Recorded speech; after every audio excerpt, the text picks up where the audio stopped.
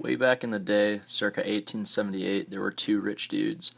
Though there were many rich dudes at this time period, we'll currently be focusing on Leland Stanford. Leland was having a few mint juleps in the summertime, like every quality rich dude does, watching one of his prize-winning thoroughbred horses gallop around his farm. A friend turns to Leland and says, "Mr. Stanford, I do declare that when horses sprint, at least one hoof must touch the ground." And Leland said, "Would you care to wager a fat stack of greenbacks?" And the friend said, "Indubitably." So Leland enlists the help of his homeboy Edward Muybridge, a famous photographer.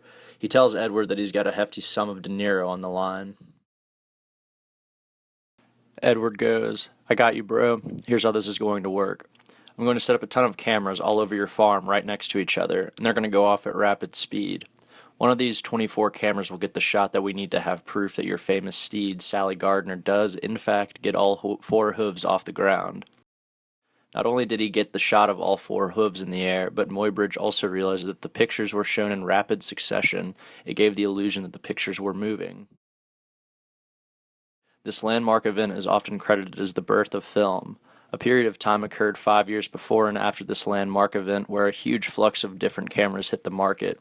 It's worth mentioning that Muybridge befriended Thomas Alva Edison, who draws inspiration from Sally Gardner at a gallop and creates the kinetograph and kinetoscope, devices that create rapid photographs and allows an audience to view them respectively.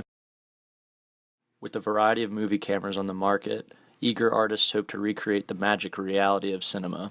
Among these cameras was the cinematograph, created by Augustin Louis Lumière, that allowed an entire room of people simultaneous viewing. After inventing the simple way to shoot and view films, the Lumière brothers were credited as the first people to charge admission for a film. The French were very cultured and would gather in cafes to drink coffee and smoke cigarettes and watch pictures move. One evening, the Lumières showed a film, Arrival of a Train at the Station. As the story goes, the audience was so terrified from the film's ability to recreate reality that they leapt from their seats in hysteria, fully believing that they were going to be run over by the train. The Lumière's train story has been mythologized over time, but it is important for us to preserve the astonished audience's reaction, despite its veracity being often disputed. Perhaps the crowd did not leap from their seats, but they were most likely enthralled by the new technology. The audience thought, "Hey, wait a second, we're not Neanderthals, we're French, we're cultured. How exactly does this work, and what does it mean that we can mechanically recreate reality?"